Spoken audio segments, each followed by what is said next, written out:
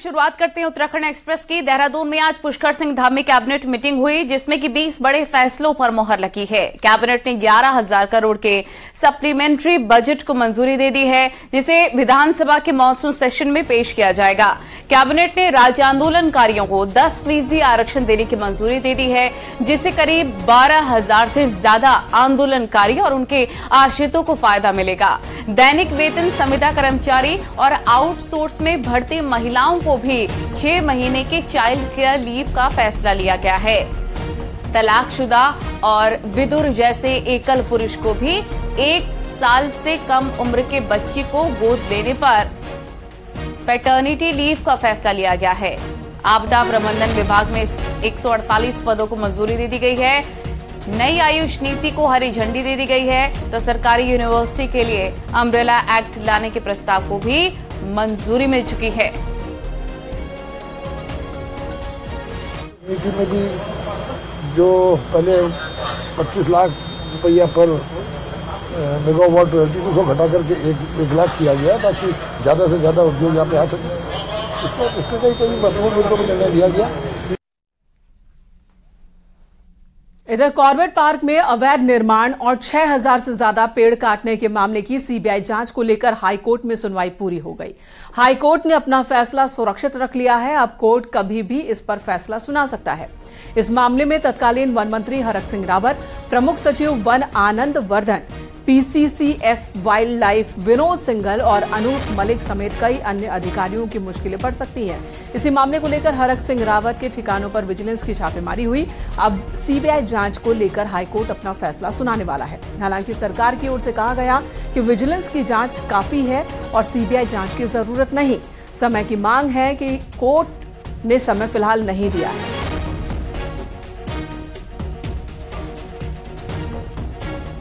विभाग के विभागाध्यक्ष को हटाया गया था, पर जो उत्तरदायी वन विभाग के शीर्ष अधिकारी थे, नंबर 2 और नंबर 3 उस समय, विनोद सिंघल जी और अनूप मलिक जी, इनके ऊपर भी इनके रोल रिस्पॉन्सिबिलिटी, इनके ऊपर कोई कार्रवाई या इनके ऊपर किसी भी तरीके का इनका पक्ष भी जानने की कोशिश की गई या नहीं की गई, सरकार ये बताने में विफल रही।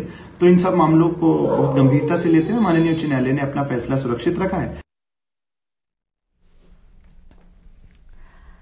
अंकिता मर्डर केस के मुख्य आरोपी पुलकित आर्य की शुक्रवार को कोर्ट में सुनवाई के दौरान अचानक से तबीयत खराब हो गई। कोर्ट में सुनवाई के दौरान पुलकित को उल्टी और सिर दर्द की शिकायत हुई, जिसके बाद पुलकित को बेस हॉस्पिटल ले जाया गया, जहां इलाज के बाद वापस उसे जेल भेज दिया गया।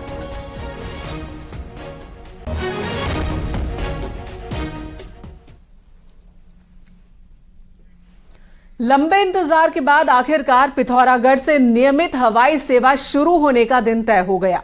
नैनी सैनी एयरपोर्ट से 17 सितंबर से नियमित हवाई सेवा शुरू होगी। Fly big airlines 19 seater plane के साथ हवाई सेवा का आगाज करेगी। हवाई सेवा शुरू होने से पहले एयरलाइंस 19 सीटर प्लेन से ट्रायल लैंडिंग भी करेगी। वहीं फ्लाई बिग देहरादून से हिंडन की सेवा भी शुरू करने जा रही है, लिहाजा पिथौरागढ़ से हिंडन के लिए वाया देहरादून सफर मुमकिन हो सकेगा। एयरपोर्ट के निदेशक रीना जोशी ने बताया कि फ्लाई बिग एयरलाइंस की ओर से 17 सितंबर से हवाई सेवा शुरू करने का दावा किया गया। इससे पहले भी कई दफा हवाई सेवा शुरू करने का दावा किया गया था, लेकिन आखिरी वक्त में लोगों को निराशा हाथ लगी थी। इस बार कहा जा रहा है कि हर कीमत पर 17 सितंबर से हवाई सेवा शुरू हो जाएगी। पहले चरण में पिथौरागढ़ से देहरादून के बीच ये सेवा शुरू होगी। अब जो उनका फ्लाई बिग ने जो अपना टेंटेटिव शेड्यूल दिया है, वो 17 सितंबर से उनकी फ्लाई बिग ने अपना शेड्यूल दिया है। तो 17 सितंबर से यहाँ से हवाई सेवाएं शुरू होंगी।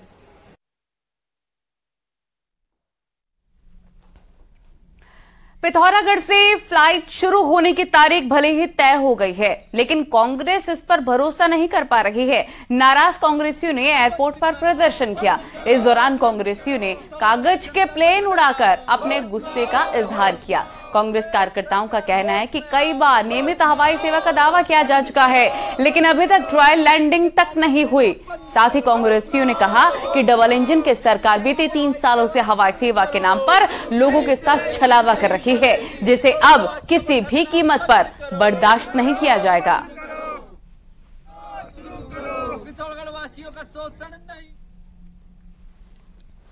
उधर कुमाऊं की लाइफलाइन अल्मोड़ा हल्द्वानी हाईवे पर देर रात क्वारप से पुल पर भारी मलबा आ गया, जिससे लोगों को काफी दिक्कतों का सामना करना पड़ा।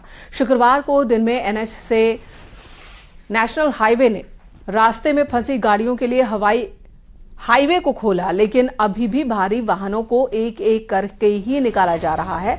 विभाग का कहना है कि रोड पूरी तरह से आज देर रात तक ही खुल सकेगी, क्योंकि इतने कम समय में पूरी तरह से रोड को साफ कर पाना आसान नहीं है, मुमकिन नहीं है। इसी के साथ बताया कि हाईवे के पास में ही बन रहे पुल को 2 महीने के लिए तैयार किया जाएगा, जिससे गाड़ियों की आवाजाही आसानी से हो सके। कि आज का दिन हमको लगभग पूरा ही चाहिए, और क्योंकि यदि हमने ट्रैफिक एक बार खोल दिया तो हमारे जो काम करने का जो टाइम ऑफ आवर्स है ये जो है ज़्यादा बढ़ जाएगा, जिसमें पब्लिक को जो है 1-2 दिन और वेट करना पड़ सकता है। पहाड़ को मैदान से जोड़ने वाला क्वारप पुल के ऊपर कल रात भारी मलबा आ गया था, जिसके बाद जो है जेसीबी और पोकलैंड की मदद से छोटे वाहनों के लिए पुल को खोला गया है, लेकिन खतरा अभी भी बरकरार है। जहां से ऊपर मलबा गिरा है वहां बड़ी बड़ी दरारें आ गई हैं, और रोजाना ऐसा लग रहा है कि रोजाना ये मलबा सड़क पर गिरते रहेगा और रोड बंद होने की पूरी संभावना है। इसको देखते हुए एनएच ने जो है ये जो बगल में पुल बन रहा है इसे तेजी लाने के निर्देश दे दिए हैं कि 2 महीने में पुल तैयार हो जाए और लोगों को किसी तरह की दिक्कत न हो। किशन जोशी, न्यूज 18 अल्मोड़ा। बारिश की वजह से केदारनाथ हाईवे कई जगह पर खस्ता हाल हो गया है। वहीं पर जल्द केदारनाथ हाईवे का ट्रीटमेंट होगा। 100 करोड़ की लागत से केदारनाथ हाईवे का ट्रीटमेंट होना है। कुंड से सोनप्रयाग के बीच किया हाईवे को ठीक किया जाएगा। हाईवे पर कई जगह डेंजर जोन बनने से यात्रियों को दिक्कतें होती हैं। कई बार घंटों घंटों जाम भी लग जाता है। ऐसे में हाईवे का ट्रीटमेंट होने से यात्रियों को काफी फायदा होगा।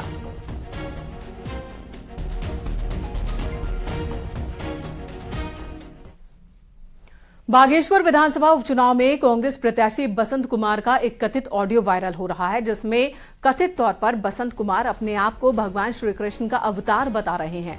ऑडियो में आप ये कहते भी सुन सकते हैं कि वो जिसे भी छू लेते हैं वो धन्य हो जाता है। उन्होंने ये भी कहा कि भगवान कृष्ण और गौतम बुद्ध के बाद 11वें अवतार वो खुद हैं।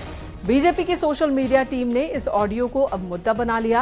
हालांकि न्यूज 18 इस बात की पुष्टि नहीं करता कि ये ऑडियो कांग्रेस प्रत्याशी बसंत कुमार का है या नहीं है। पीछे बैग पकड़ के चलता है वो थोड़ा मोटा आदमी है। बसंत कुमार के पीछे बैग पकड़ के चलना तो आदमी को किस्मत से मिलता है। मिस्टर बालकृष्ण, श्री कृष्ण का अवतार हूँ, जिसको छू लेता हूँ ना वो भी धन्य हो जाता है। कौन है कृष्ण का अवतार? मैं हूँ। बाप रे, अपने आप को भगवान मानने लग गए तुम। हाँ, फिर गौतम बुद्ध का अवतार हूँ। 11वां अवतार पैदा हो गया है धरती पे, पता है तुमको? कांग्रेस प्रत्याशी बसंत कुमार के कथित वायरल ऑडियो पर कांग्रेस प्रदेश अध्यक्ष करण माहरा ने कहा कि ये बीजेपी की बौखलाहट है। उन्होंने कहा कि ये ऑडियो 2018 और 19 का है। उस समय बसंत कुमार युवा थे और वो न तो कांग्रेस और न ही बीजेपी के साथ रहना चाहते थे, लेकिन बीजेपी अब ये ऑडियो जारी करके चुनाव प्रभावित करने की कोशिश कर रही है। की हताशा के रूप में देखता हूं, क्योंकि 2018-19 के वीडियो को जारी करके चुनाव को प्रभावित करने की कोशिश कर रहे हैं। उस समय बसंत कुमार जी युवा थे और उनके अंदर व्यवस्था को ठीक करने का एक जज्बा था, तो बीजेपी कांग्रेस दोनों के साथ नहीं रहना चाहते थे। इधर एक देश एक चुनाव के लिए बनी कमेटी पर सीएम पुष्कर सिंह धामी ने कहा कि पूर्व राष्ट्रपति रामनाथ कोविंद का इस पद को स्वीकार करना और इस दायित्व को लेना अपने आप में बहुत बड़ी बात है। ऐसी व्यवस्था लागू होनी चाहिए, हम इसका स्वागत करते हैं, ये सीएम पुष्कर सिंह धामी ने कहा। वन नेशन वन इलेक्शन जो अवधारणा है, निश्चित रूप से ये देश को अग्रसर करने वाली है, उन्नति की ओर ले जाने वाली है। और श्री रामनाथ कोविंद जी जैसे व्यक्ति जिनका इतना लंबा अनुभव रहा है, देश के राष्ट्रपति रहे हैं, तो निश्चित रूप से बहुत ही उनका इस पद को स्वीकार करना, इस दायित्व को लेना, ये अपने आप में बहुत बड़ी बात है और हम इसका स्वागत करते हैं कि इस प्रकार की व्यवस्था देश के अंदर लागू होनी चाहिए। संसदीय कार्य मंत्री प्रेमचंद अग्रवाल ने लोकसभा का विशेष सेशन बुलाने और वन नेशन वन इलेक्शन के लिए कमेटी गठन करने पर खुशी जाहिर की। प्रेमचंद अग्रवाल ने कहा कि अगर एक देश एक चुनाव का प्रस्ताव आता है तो ये अच्छी बात होगी। देश में 1967 तक एक वक्त पर ही चुनाव कराने की व्यवस्था थी, लेकिन बाद में सालों से व्यवस्था गड़बड़ा गई। संसदीय कार्य मंत्री ने कहा कि यदि ऐसा होता है तो ये लोकतंत्र के लिए अच्छा संकेत है।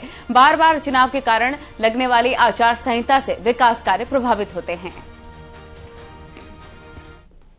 देखिए, उत्तराखंड की पावन धरती से, देवभूमि से मैं माननीय प्रधानमंत्री जी का बहुत अभिनंदन कर रहा हूं इस बात को लेकर कि एक देश एक चुनाव का जो उन्होंने एक निर्णय लिया है, और मैं ऐसा मानता हूं कि ये देश के हित में है, देशवासियों के हित में है। मुख्यमंत्री पुष्कर सिंह धामी ने यूसीसी को इसी साल लागू करने का ऐलान किया, जिसके बाद सियासी हलचल तेज हो गई। यहां तक कि इसी मॉनसून सेशन में कुछ बड़ा हो सकता है, ये संकेत भी मिला है। एक रिपोर्ट आपको दिखाते हैं।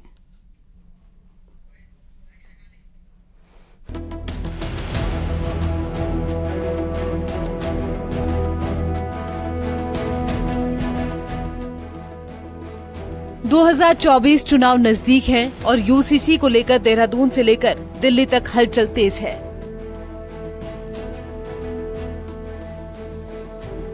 कमेटी ड्राफ्ट का काम पूरा कर चुकी है और सीएम धामी ने साफ कहा है कि इसी साल यूसीसी को लागू कर दिया जाएगा।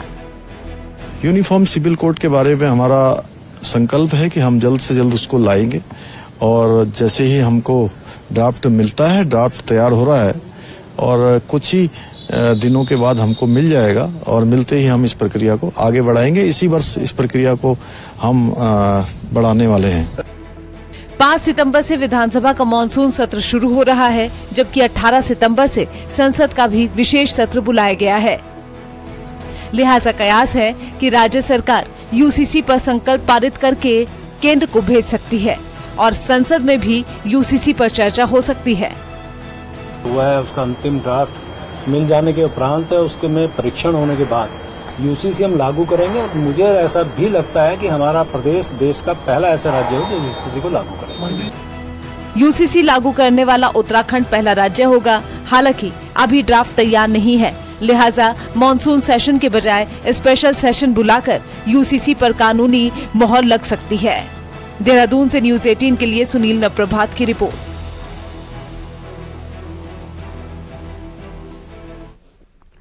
उत्तराखंड का मानसून सत्र 5 सितंबर से शुरू होने जा रहा है, जिसको लेकर विधानसभा अध्यक्ष रितु खंडूरी ने सुरक्षा बैठक बुलाई है। इस दौरान कई अधिकारी बैठक में लेट पहुंचे, जिस पर विधानसभा अध्यक्ष रितु खंडूरी ने खास नाराजगी जाहिर की। साथ ही साथ अधिकारी को कारण बताओ नोटिस भी जारी करने की बात कही। विधानसभा सत्र के दौरान विधायकों द्वारा 613 प्रश्न लगाए गए हैं। सदन ठीक प्रकार से चले और ट्रैफिक की वजह से जनता को कोई तकलीफ ना हो, इसका विशेष ध्यान रखने के अधिकारियों को दिशा निर्देश दिए गए हैं।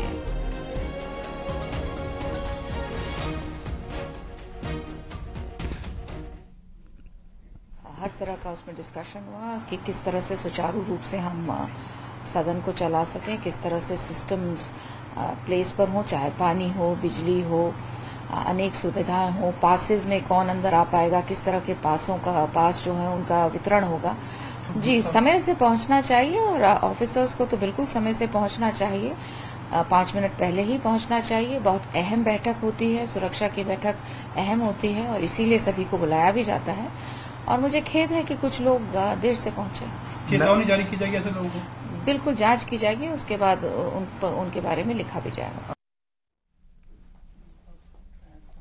राज्यसभा सांसद अनिल बलूनी ने आज केंद्रीय रेल मंत्री अश्विनी वैष्णव से मुलाकात की। अनिल बलूनी ने कोटद्वार से दिल्ली के बीच रात्रि रेल सेवा को और सुगम बनाने का अनुरोध किया, जिस पर रेल मंत्री ने भरोसा भी दिया है कि इस पर जल्द ही विचार किया जाएगा। साथ ही अनिल बलूनी ने अनुरोध किया कि देहरादून और लखनऊ के बीच वंदे भारत जैसी ट्रेन की सुविधा दी जाए। इस पर भी रेल मंत्री की ओर से सकारात्मक अंदाज देखने को मिला। कुछ दिन पहले कोटद्वार के व्यापारियों ने रेल सेवा को लेकर अनिल बलूनी से मुलाकात की थी। इनके अनुरोध को भी अनिल बलूनी ने केंद्रीय रेल मंत्री के सामने रखा।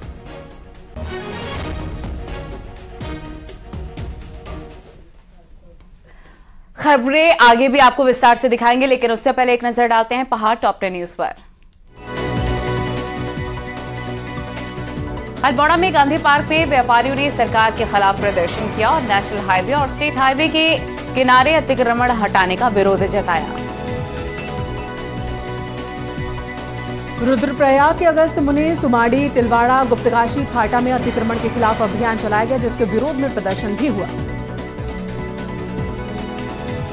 रामनगर में भी रानीखेत रोड पर कभी भी अतिक्रमण के खिलाफ बुलडोजर चल सकता है। वन विभाग ने शनिवार तक अवैध दुकानों को खाली कराने के नोटिस चस्पा किए।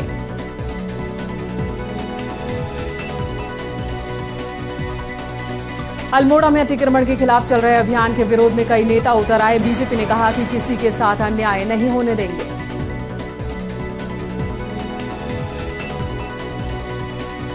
SC/ST मामले में फंसे सितारगंज के नगरपालिका अध्यक्ष हरीश दुबे की गिरफ्तारी पर हाईकोर्ट ने रोक लगा दी है। श्रीनगर गढ़वाल के उपजिला अस्पताल में डेंगू और वायरल बुखार के मरीजों की संख्या लगातार बढ़ रही है। डेंगू के लिए 2 अलग वार्ड बनाए गए। हरिद्वार में डेंगू संक्रमण का ग्राफ लगातार बढ़ रहा है। यहां पर डेंगू के मरीजों की संख्या 100 के पार हो चुकी है। हरिद्वार के खानपुर में कन्या इंटर कॉलेज के प्रिंसिपल पर फर्जी डिग्री का इस्तेमाल कर पद पर बने रहने और वित्तीय अनियमितता का आरोप लगा। हाईकोर्ट ने जोशीमठ पर आई आपदा पर आदेश का पालन नहीं करने पर मुख्य सचिव को 22 सितंबर को कोर्ट में व्यक्तिगत रूप से पेश होने के निर्देश जारी किए हैं।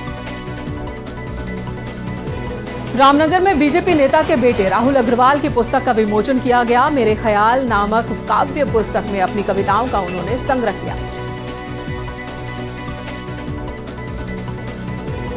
और चलिए खबरें विस्तार से आपको दिखाते हैं। अब देहरादून में जमीन के कागजात से छेड़खानी करके करोड़ों के फर्जीवाड़े को अंजाम देने के मामले में नया खुलासा हो गया है। हैरानी की बात यह है कि सहारनपुर अभिलेखागार से 31 बक्सों में भरकर डॉक्यूमेंट्स लाए गए, तो इन दशकों साल पुराने डॉक्यूमेंट्स में भी छेड़खानी पाई गई है।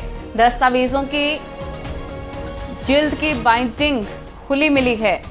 अब तक जो 7 केसेस किए गए हैं वो भी 1958 के बेनामे से संबंधित हैं और इनके दस्तावेज सहारनपुर में रखे गए थे, क्योंकि पहले जिला सहारनपुर था। जमीनों की रजिस्ट्री की छेड़खानी में एक ही पैटर्न का इस्तेमाल किया गया है, लिहाजा पुलिस को शक है कि एक ही मास्टरमाइंड इस पूरे खेल में हो सकता है। जो फर्जी पाए गए हैं उनको निरस्त करने के लिए या उनके स्थान पर, जैसे मान लीजिए फर्जी लोगों के नाम चढ़ा दिए, तो उनके स्थान पर राज्य सरकार का नाम वापस जो है।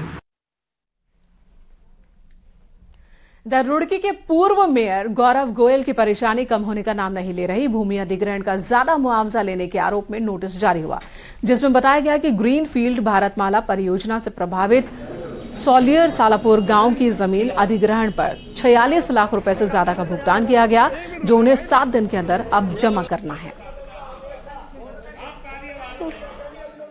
यदि कोई पार्षद भी अगर दोषी है तो अगर उसके ऊपर कार्रवाई जारी है और अगर उनने कोई अनियमितताएं करी हैं, कोई भ्रष्टाचार करा है, तो कार्रवाई हो, चाहे उसके अंदर कोई भी हो, कार्रवाई हो। एक अच्छा संदेश जाना चाहिए। हाँ जी, हाँ, बिल्कुल रिकवरी होनी चाहिए। इसमें कोई किसी प्रकार का पक्षपात ना किया जाए। जिस अधिकारी ने, जिस सक्षम अधिकारी ने रिपोर्ट के आधार पर, एक फर्जी रिपोर्ट के आधार पर ना भुगतान किया है, सबसे पहले तो उसके खिलाफ 420 का मुकदमा दर्ज होना चाहिए, उसके खिलाफ दंडात्मक कार्रवाई होनी चाहिए। आज खटीमा गोलीकांड की बरसी है। खटीमा के शहीद स्थल में शहीदों की याद में कार्यक्रम का आयोजन किया गया। इस दौरान सीएम पुष्कर सिंह धामी ने शहीद राज्य आंदोलनकारियों को श्रद्धांजलि दी। साथ ही केंद्रीय राज्य मंत्री अजय भट्ट ने भी शहीदों को नमन किया। सीएम धामी ने कहा कि 1 सितंबर का दिन कभी नहीं भूल सकते, जब निहत्थे आंदोलनकारियों पर पुलिस ने गोलियां चलाई थीं और अलग राज्य की मांग करने वाले आंदोलनकारी शहीद हो गए थे। हम भूल नहीं सकते 1 सितंबर 1994 का खटीमा का गोलीकांड, उसका दर्द न हम भूले हैं न भूलेंगे। इस प्रकार से शांतिपूर्वक आंदोलन करने वाले हमारे आंदोलनकारियों के ऊपर किस प्रकार से यहाँ पर गोलियां चलाई गई, किस प्रकार से बर्बरतापूर्वक लाठीचार्ज किया गया और 7 लोग शहीद हुए। पहाड़ों पर लोक पर्व धार्मिक आस्था और संस्कृति का पर्याय माने जाते हैं। इनमें कुछ पर्व ऐसे भी हैं जो कई मायनों में खास हैं। ऐसी ही खासियत समेटा है सोरधा घाटी पिथौरागढ़ का हिल यात्रा पर्व है। ये पर्व मुखौटों के लिए जाना जाता है। आइए आपको भी रूबरू करवाते हैं हिल यात्रा के ऐतिहासिक मुखौटों के इतिहास के बारे में।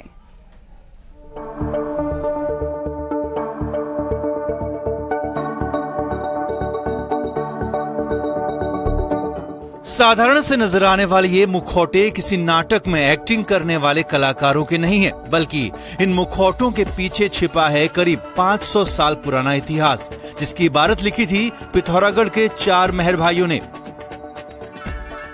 16वीं सदी में यहाँ के मेहर भाई पड़ोसी मुल्क नेपाल गए थे, जहाँ नेपाल नरेश ने मेहर भाइयों की वीरता से खुश होकर ये मुखौटे इनाम के रूप में दिए थे। तभी से पिथौरागढ़ में हिल यात्रा मनाने की परंपरा का भी आगाज हुआ। इन दिनों आस्था के इस लोक पर्व को मनाने की तैयारियां जोरों पर हैं। कुमोड़ में हर साल हिल यात्रा का आयोजन किया जाता है। इसमें हम ये हिल यात्रा के मुखौटों को रंगने का कार्यक्रम करते हैं। इसमें अलग अलग प्रकार के मुखौटे सजाए जाते हैं। लखिया का है, गलिया का है, बड़ी नेपाली हॉल है, छोटी हॉल है। नेपाल से भारत आए ये मुखौटे वीरता के साथ ही सोर घाटी पिथौरागढ़ की सुख समृद्धि का भी प्रतीक माने जाते हैं।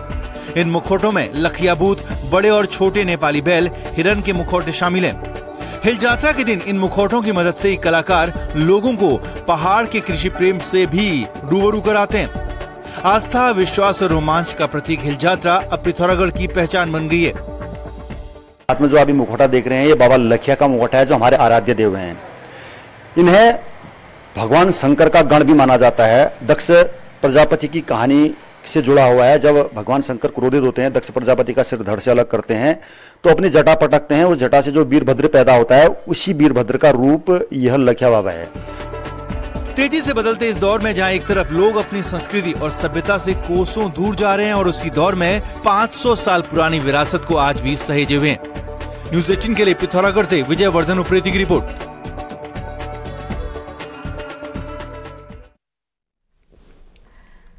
खबरें लगातार जारी हैं। वक्त बहुत ही छोटे से ब्रेक का। ब्रेक के बाद में खबरों का सिलसिला जारी है।